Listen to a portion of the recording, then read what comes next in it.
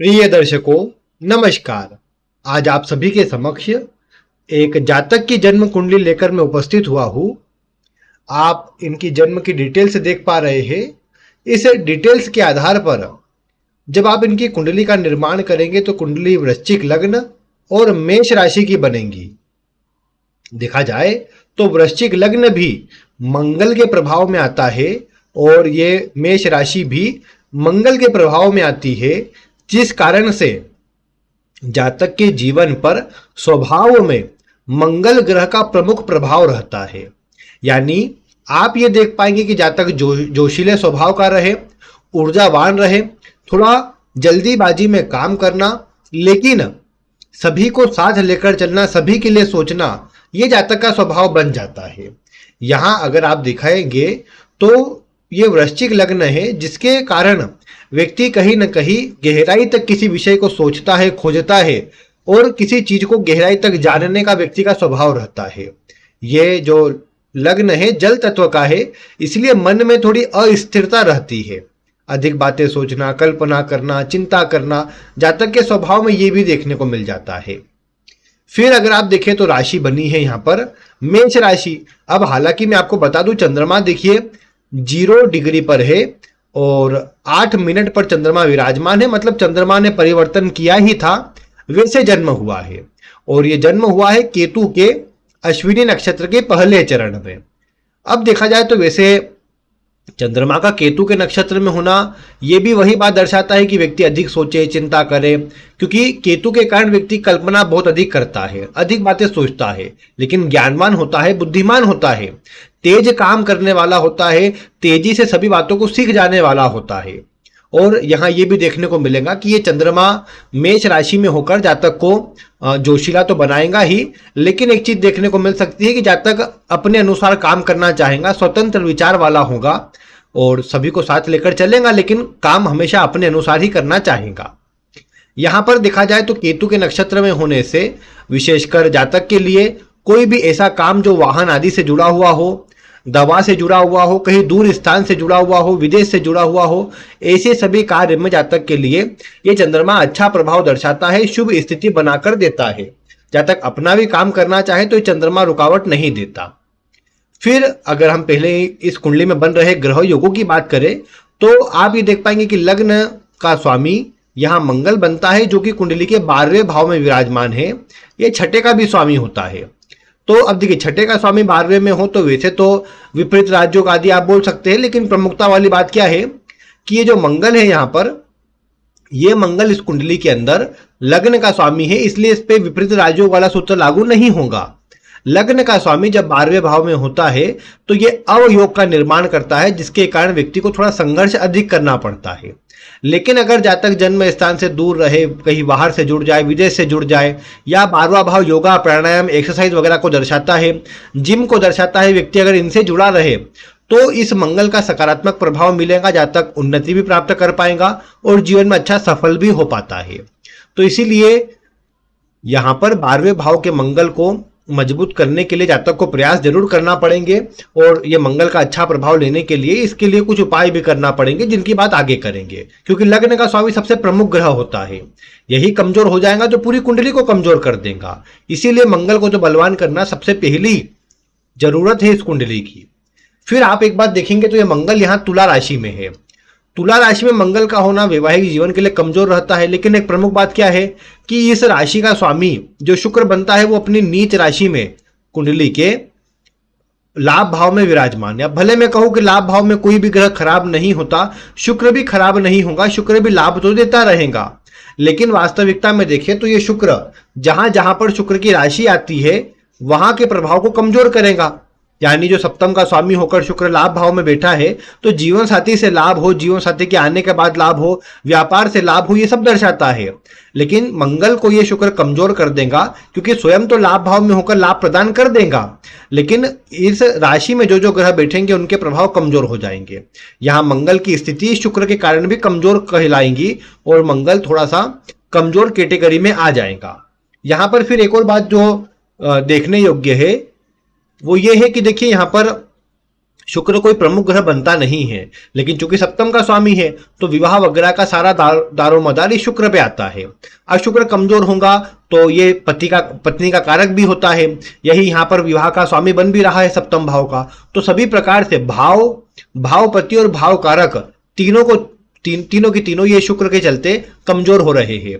यहाँ भाव पर भी देखें तो शनि की दृष्टि, भाव कारक पर और भाव के स्वामी पर भी शनि की दृष्टि इस सप्तम भाव के प्रभाव को कमजोर कर रही है, जिस कारण से जातक को वैवाहिक जीवन में समस्या, विवाह होने में देरी या रुकावट अधिक देखने को मिल सकती है।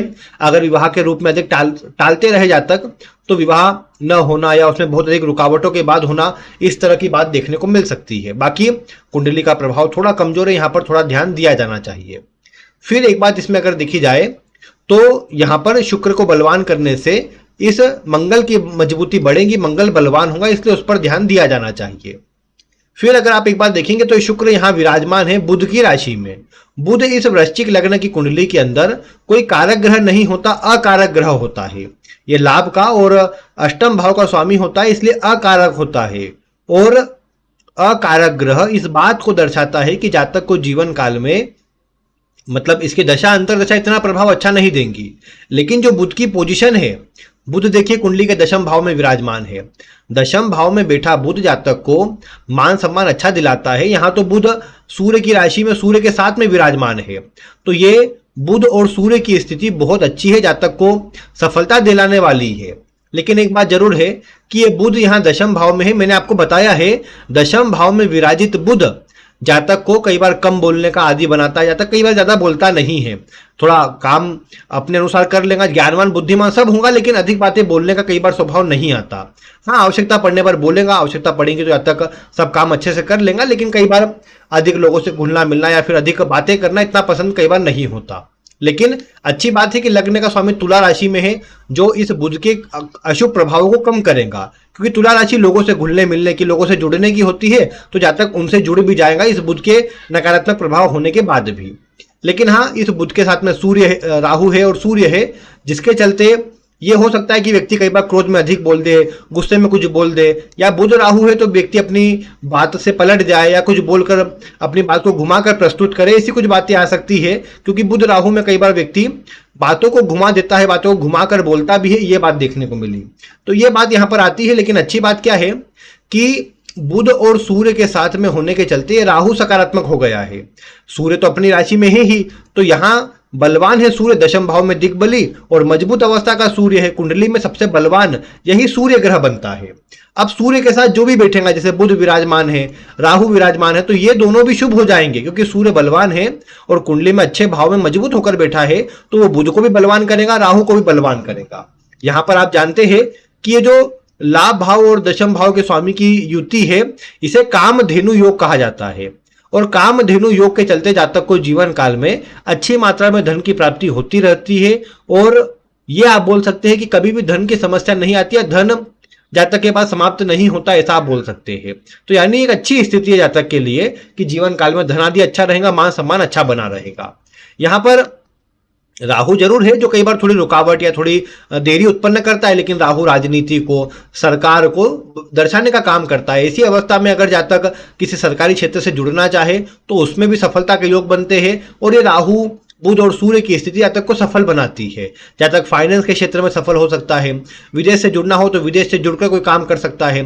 जातक मुख्य रूप से यहाँ पर अब जैसे जो प्रभाव है राहु, बुध और सूर्य का, इसके चलते तो आईटी फील्ड भी कोई खराब नहीं आती और डॉक्टरी की फील्ड भी खराब नहीं आती, क्योंकि कुंडली में इस तरह के योग है कि जातक किसी भी क्षेत्र में बड़े सफलता अर्जित कर ही लेता है। बस एक बात है कि यहाँ पर मन को एकाग्र करने की आवश्यकता रहेगी, क्योंकि लग्न का स्वामी 12वें में है, जो थोड़ा कमजोर होता है। बाकी ओवरऑल अगर स्थिति को देखा जाए तो स्थिति अच्छी है। सूर्य के यहां पर होने से बुध और राहु बलवान होते, बुध के बलवान हो जाने से थोड़ा प्रभाव इस शुक्र को अच्छा मिलता है और शुक्र से थोड़ा प्रभाव इस मंगल को अच्छा मिलता है। तो मैं समझता हूं एक अच्छी स्थिति है यहाँ पर इन ग्रहों की, जो जातक को अच्छा प्रभाव प्रदान करेंगे, जातक को कम से कम उन्नति देने का काम करेंगी। और ये बुध मतलब यहाँ सूर्य को और अधिक बलवान करने से जातक के जीवन में तरक्की में वृद्धि होगी, क्योंकि देखिए लग्न 22 डिग्री पर है और सूर्य 5 डिग्री पर है, तो जातक को जो सूर्य का अच्छा प्रभाव मिलना चाहिए वो कम मिल पाएगा। इसीलिए यहां सूर्य को बलवान किया जाएगा, तो बुध बलवान होगा, शुक्र बलवान होगा, इससे मंगल भी बलवान हो जाएगा, क्योंकि यहाँ पर ग्रह अवस्था उसमें शुभ हो जाएंगी। और फिर मंगल अगर बलवान होगा तो मंगल की राशि में बैठा चंद्रमा बलवान हो जाएगा, यानी कुंडली का अधिकतर योग इसी से बलवान हो जाएंगे। तो जातक को अपने सूर्य को बलवान करना चाहिए, सूर्य को बलवान करने पर ध्यान देना चाहिए, जिससे ज्यादा अच्छा प्रभाव जातक को मिल पाएगा। फिर अगर कुंडली में देखे तो ये सूर्य यहाँ पर अच्छा बैठा है, जातक को इसी से सफलता मिलेगी। यही अकेला ग्रह जातक को उन्नति प्रदान करने का योग बना रहा है, समाज में मान सम्मान, राजनीति में अच्छा पद, या फिर अगर सरकारी क्षेत्र में जुड़े तो सरकारी क्षेत्र में धीरे धीरे करके अच्छा पद, ये सूर्य दर्शाता है। ये जरूर है चंद्रमा के चलते कई बार एक बारी में सफलता न मिले, रुकावटें आए, लेकिन फिर भी सूर्य कम उम्र में जिम्मेदारी उठाने वाला और कम उम्र में अच्छा सफलता को प्राप्त कर लेने वाला बना देता है, जो एक अच्छी बात है इस कुंडली के आधार पर। और अगर आप यहां पर देख पाएंगे तो आगे के समय पर 25 जुलाई 2024 से तो सूर्य की महादशा भी चालू होने वाली है। तो ये सूर्य की महादशा जातक को और अच्छा प्रभाव प्रदान करेंगी, क्योंकि अभी तक शुक्र की दशा है। अब देखिए शुक्र नीच राशि में है तो लाभ भाव में खराब नहीं है, लेकिन फिर भी जितना अच्छा हो सकता है उतना नहीं है। फिर सूर्य, चंद्रमा, मंगल और राहु भी, ये सारे ग्रह कुंडली में अच्छी स्थिति में विराजमान है। राहु इसीलिए कहा क्योंकि सूर्य से उसको एनर्जी मिल रही है। तो कंटिन्यू आगे की जो दशाएं है, सूर्य की 6 वर्ष, चंद्रमा की 10 वर्ष, मंगल की 7 वर्ष, फिर राहु 18 वर्ष, ये कंटिन्यू जो समय है जातक के लिए अच्छा समय रहेगा, यानी ओवरऑल प्रभाव अच्छा रहेगा। अब अंतरदशा में जैसे मान लीजिए सूर्य में शनि आया, 6ठे 8वें के योग में है, थोड़ा कमजोर हो सकता है, लेकिन ओवरऑल प्रभाव देखेंगे तो अच्छा रहेगा, ओवरऑल स्थिति अच्छी बना करके देगा। तो यानी ये सूर्य का प्रभाव, अन्य ग्रह का स्थिति ये अच्छी है, सूर्य को और बलवान करने से बाकी ग्रहों में बल अच्छा आ जाएगा। फिर देखा जाए तो भाग्य का स्वामी यहाँ पर चंद्रमा होता है, जो कुंडली के 6ठे भाव में है। ये दर्शा रहा है कि ऐसे व्यक्ति को कोई भी काम बीच में अधूरा नहीं छोड़ना चाहिए, क्योंकि ऐसा व्यक्ति बीच में कोई भी काम छोड़ेगा तो उसके काम आगे बनेंगे भी नहीं, और जो जातक को भाग्य का साथ मिल सकता है वो भाग्य का साथ भी नहीं मिलेगा, कुछ न कुछ रुकावटें आती रहेंगी। तो ये बात का ध्यान रखना चाहिए। जातक को आलस से, लापरवाही से बचना चाहिए चंद्रमा के चलते, क्योंकि वो जातक के लिए थोड़ा खराब रहेगा, परेशानी देने वाला रहेगा, तो उससे बचना चाहिए। बाकी भाग्य का स्वामी 6ठे में है तो व्यक्ति अपनी मेहनत से, संघर्ष से, प्रतियोगिताओं से लड़कर, विरोधियों से लड़कर अपना भाग्य बनाता है, ऐसा समझना चाहिए। तो मैं समझता हूं ये स्थिति बढ़िया है जातक के लिए, और जातक को उन्नति देने वाली है, मेहनत के साथ ही सही सफलता दिलाने वाली है। तो ये एक अच्छी बात है। फिर अगर हम इस कुंडली में देखें तो कुंडली के अंदर जैसे मैंने बुध की बात बताई, शुक्र की बात बताई, मंगल की बात आपको बताई, इस कुंडली में एक और प्रमुख ग्रह होता है, वो है गुरु। गुरु कुंडली के 2 भाव और 5म भाव का स्वामी होते हैं, और गुरु कुंडली के 3रे भाव में विराजित है। अब हालांकि 3रे भाव में गुरु इतने अच्छे नहीं होते, विशेषकर वैवाहिक जीवन के दृष्टिकोण से तो थोड़े कमजोर ही इनको माना गया है।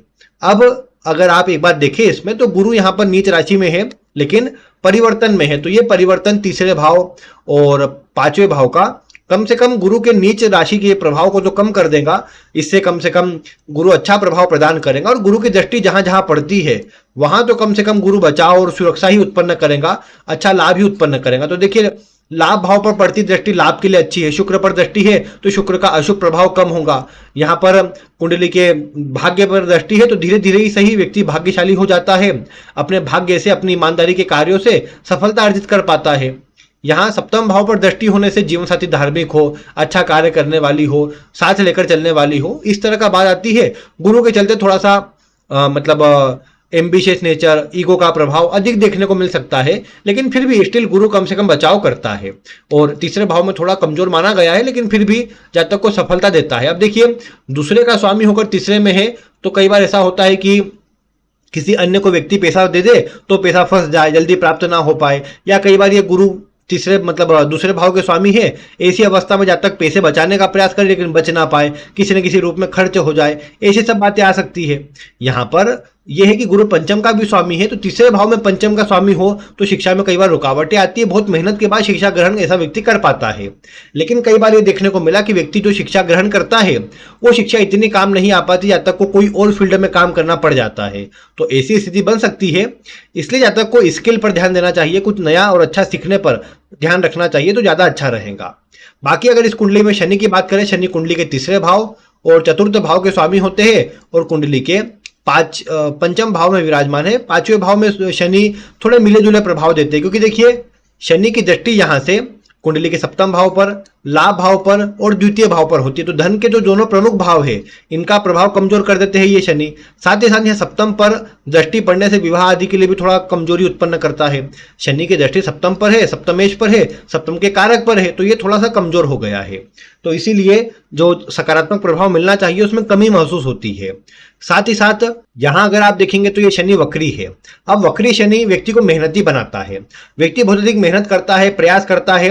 हालांकि गुरु जैसा शुभ ग्रह तीसरे भाव में है जो मेहनत वाला प्रभाव तो कम देता है, लेकिन व्यक्ति को यात्रा अधिक करवाता है, व्यक्ति को धार्मिक बनाता है, दूसरों के लिए अच्छा करने वाला, अच्छा सोचने वाला बनाता है। लेकिन फिर भी ये जो शनि तीसरे भाव में है ये दर्शा रहा है कि व्यक्ति को कहीं ना कहीं जीवन में थोड़ा मानसिक तनाव, चिंता रहेंगी। वक्री होने से ज्यादा प्रयास करने के बाद सफलता मिलेंगी, अन्य से इतना सहयोग नहीं मिलेगा, अपने दम पर व्यक्ति को आगे बढ़ना पड़ेगा। तो ये प्रभाव ये शनि गुरु दर्शा रहे हैं। यहाँ एक और बात है कि देखिए कुंडली के चतुर्थ भाव में केतु विराजमान है। केतु का चतुर्थ भाव में होना व्यक्ति अधिक चिंता करता है, अधिक सोचता है, टेंशन लेता है। हाँ, ये है कि समाज से जुड़ने के लिए, राजनीति में जुड़ने के लिए अच्छा प्रभाव ये भी केतु देता है।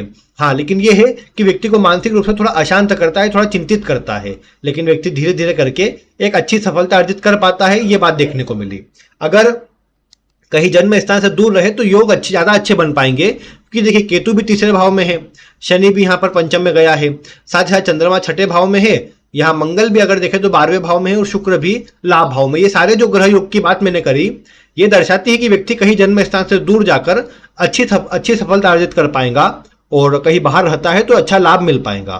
तो मैं तो ये कहूंगा जातक के लिए यही अच्छा है कि कहीं बाहर रहे और अच्छा प्रभाव उसी से प्राप्त हो पाएगा। बाकी कुंडली में अन्य ग्रह योगों की बात करें तो अच्छा प्रभाव है। हाँ, ये है कि देखिए छठे भाव में चंद्रमा है, छठे भाव का चंद्रमा क्या करता है, छोटे छोटे रोग प्रदान करते रहता है, सर्दी जुकाम और अन्य मौसमी बीमारियों से होने वाले रोग देता रहता है। यहाँ पर मंगल भी 12वें में है तो कई बार ब्लड की कमी हो सकती है जातक को, इसलिए जातक को खान पान का ध्यान रखना चाहिए, अच्छा और पौष्टिक आहार लेना चाहिए, जिससे जातक के लिए मतलब शरीर में कोई कमी ना हो किसी चीज की और प्रभाव अच्छा मिलता रहे, तो इसका ध्यान दे देना चाहिए। बाकी जैसा मैंने कहा सूर्य को बलवान करने से जीवन में सब कुछ मिलेगा, तो सूर्य को बलवान करने के लिए जातक को सूर्य को अर्घ्य देना चाहिए। अगर जातक चाहे तो सूर्य का रत्न रूबी जो आता है उससे जातक धारण कर सकता है। रूबी धारण करने से यहाँ सूर्य का प्रभाव भी अच्छा होगा। लगभग जातक को 6.5 रत्ती के आसपास का रूबी धारण करना चाहिए सोने की अंगूठी में, सीधे हाथ की अनामिका उंगली में। ये जातक को अच्छा प्रभाव प्रदान करेगा और इससे आगे चल करके भी स्थिति और अनुकूल बन पाएंगी। बाकी तो जैसा अगर आप देखें तो कुंडली में योग अच्छे हैं, बलवान योग है। यहाँ फिर वो बुध आदित्य योग कहे या फिर आप एक बात देख पाएंगे यहाँ पर कि जो राहु के चलते दोष बनते हैं उनका प्रभाव भी कुंडली कम कर रही है, क्योंकि राहु दशम में कारक होते हैं और सिंह राशि में राहु का फल अच्छा मिलता है। तो दोनों ही प्रकार से राहु के अच्छे फल आपको प्राप्त होंगे, जातक को प्राप्त होंगे, ये आप देख पाएंगे। तो इसीलिए ओवरऑल कुंडली की बात की जाए तो कुंडली के योग अच्छे हैं। सूर्य को बलवान करने से ग्रह योग और मजबूत होंगे और अच्छा प्रभाव प्रदान करेंगे। फिर वो अच्छे उच्च वर्गीय लोग हो, सरकारी लोग हो और शासन में लोग हो, उनसे अच्छी पकड़ बनाते हैं जो आगे चलकर और मजबूती प्रदान कर पाएंगे। बाकी ओवरऑल अगर कुंडली को देखा जाए तो कुंडली के योग अच्छे हैं, सफलतादायक है। यहाँ पर इस मंगल के लिए कुछ न कुछ लाल वस्तु का दान करना चाहिए, विशेषकर गुड़ का या गेहूं का या फिर मसूर की दाल का जातक को दान करते रहना चाहिए मंगलवार की मंगलवार। इससे अच्छा प्रभाव बनता है। वैसे देखा जाए तो शुक्र नीच राशि में है, ऐसी स्थिति में प्रत्येक मंगलवार को गुड़ का रस या गन्ने का रस या अनार का रस, कुछ भी मीठा रस बना लेना चाहिए और वो शिवलिंग पर ओम नमः शिवाय बोलते हुए अर्पित करना चाहिए। ये यहाँ पर इस मंगल के और शुक्र के प्रभाव को अच्छा करेगा। और बाकी जातक को प्रतिदिन सुबह के समय एक पत्ता मतलब तुलसी का खाना चाहिए, वो अच्छा रहेगा जातक के लिए, वो अच्छा प्रभाव प्रदान करेगा।